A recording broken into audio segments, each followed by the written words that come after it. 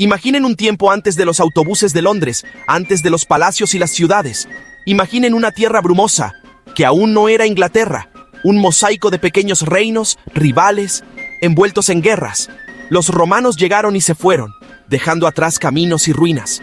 Su sueño de Britania se desvaneció como un fantasma en la niebla. Esta era la heptarquía, 7 grandes reinos: Wessex, Sussex, Essex, Kent, Anglia Oriental, Mercia, Northumbria y muchos otros pequeños principados, cada uno gobernado por su propio rey. No eran naciones como las entendemos hoy, eran tierras tribales, formadas por lazos de sangre y el poder de un jefe. Sus mundos eran pequeños, limitados por los bosques, los ríos, los rivales, y aún así, incluso en la desunión, las semillas de una nación ya estaban sembradas. La fe cristiana ofreció una historia común que cruzaba fronteras. En las poderosas cortes comenzaron a nacer nuevas ambiciones, el sueño de un solo reino, gobernado por un solo monarca. A esta tierra dividida llegó un nuevo terror, pesadillas que navegaban desde los fríos mares del norte.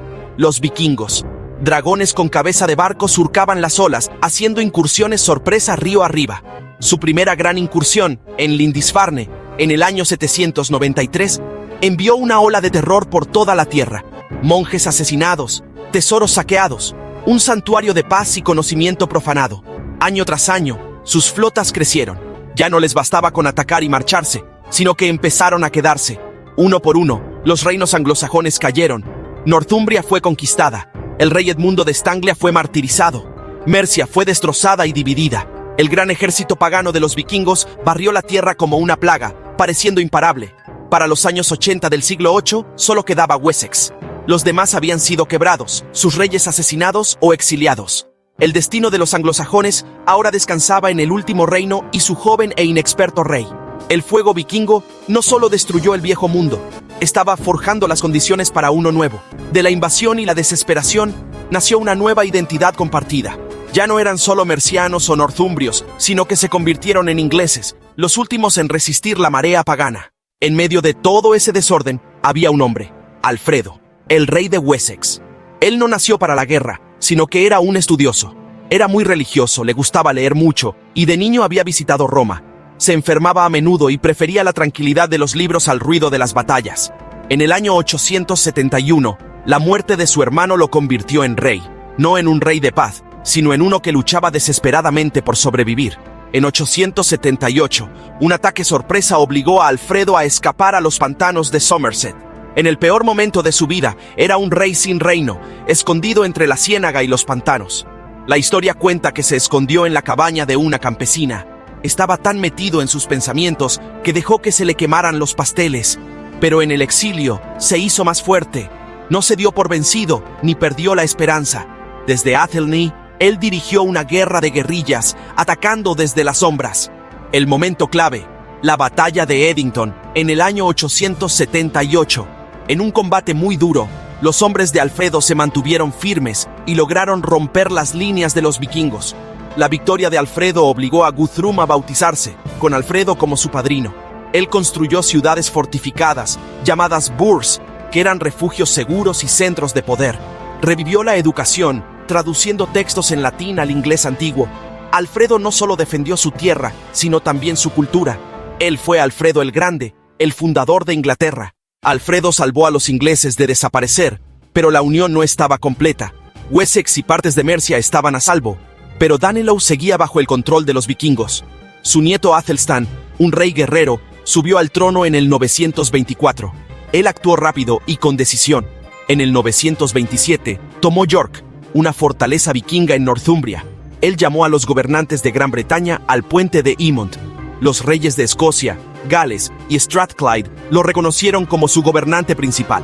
Sus monedas lo llamaban Rex Totius Britanniae, el rey de toda Gran Bretaña. Esta unión fue puesta a prueba. El poder de Athelstan enojó a aquellos a quienes había conquistado. En el 937, una gran alianza de vikingos, escoceses y habitantes de Strathclyde invadió. La batalla de Brunanburh fue una de las más sangrientas de esa época. La crónica anglosajona la llamó una lucha épica, una masacre sangrienta que duró desde el amanecer hasta el anochecer. Las tropas de Athelstan aplastaron al enemigo y destruyeron la alianza. Brunanburh marcó el nacimiento violento de Inglaterra.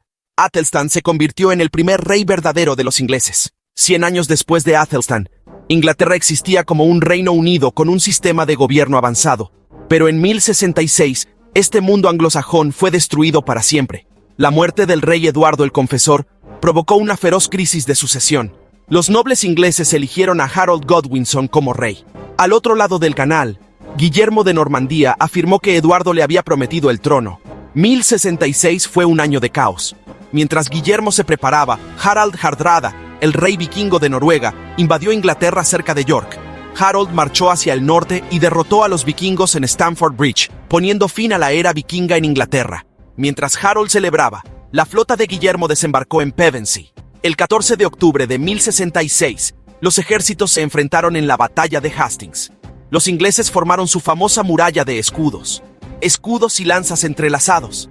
Durante todo el día, resistieron a los caballeros de Guillermo. Los normandos fingieron retirarse, rompiendo la formación. Más tarde, Harold fue alcanzado por una flecha y asesinado por los caballeros normandos.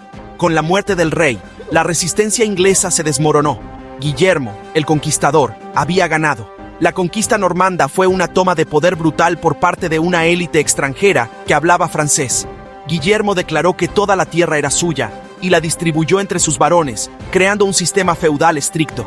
Inició un programa masivo de construcción de castillos, erigiendo fortalezas de piedra como la Torre de Londres. Estos castillos dominaban la tierra. Inglaterra, forjada por Alfredo y Athelstan, fue brutalmente reformada por un nuevo y despiadado amo. La conquista normanda partió Inglaterra en dos. Campesinos anglosajones y nobles normandos vivían lado a lado, separados por el idioma y el poder. Los normandos despreciaban a los ingleses, quienes, a su vez, resentían a sus nuevos gobernantes. A lo largo de los siglos, las dos culturas se mezclaron lentamente. Los señores normandos se casaron con herederas inglesas y empezaron a llamar a Inglaterra su hogar. Sus hijos se convirtieron en el puente entre dos mundos, borrando las viejas fronteras. El francés dominaba en la corte, el inglés antiguo en el campo, pero los idiomas se mezclaron. El inglés absorbió miles de palabras francesas, en el derecho, el gobierno, la cocina, el arte. Esta fusión dio lugar al inglés medio, el abuelo del idioma que hablamos hoy. Junto con el idioma, se formó un sistema legal unificado. Enrique II estableció el derecho común, enviando jueces reales por todo el país. La Carta Magna hizo que incluso el rey tuviera que obedecer la ley. Para el siglo XIV, la Guerra de los 100 Años ayudó a formar una identidad nacional. Al enfrentarse a un enemigo común, la gente empezó a verse a sí misma como inglesa. El trauma del 1066 se desvaneció. Una nueva y unida nación inglesa había surgido. Con un gobierno fuerte y una nueva identidad nacional, Inglaterra puso sus ojos en sus vecinos más cercanos en las Islas Británicas. La relación con Gales era tensa, con siglos de incursiones y problemas en las fronteras. Los príncipes galeses gobernaban una tierra montañosa y muy independiente, resistiendo a los extranjeros por mucho tiempo. La conquista final llegó con el rey Eduardo I, quien estaba decidido a controlar toda la isla. Desde 1277 hasta 1283, él aplastó a los últimos príncipes galeses y construyó un montón de castillos de piedra. Caernarfon, Conwy, Harlech, castillos construidos para dominar Gales. Al otro lado del mar de Irlanda, la expansión fue más lenta. La invasión normanda de Irlanda comenzó en 1169, liderada por varones ambiciosos de Gales. Personajes como Strongbow rápidamente se hicieron con sus propias tierras. El rey Enrique II intervino en 1171, afirmando su poder y convirtiéndose en señor de Irlanda. A diferencia de Gales, el control inglés en Irlanda nunca fue total. El poder del rey se mantuvo principalmente en el área alrededor de Dublín, la zona conocida como The Pale. Fuera de The Pale, los jefes gaélicos y los señores normandos medio independientes mandaban. Estas primeras expansiones fueron como un campo de entrenamiento para las conquistas, enseñando a Inglaterra a mostrar su poder y a manejar nuevas tierras.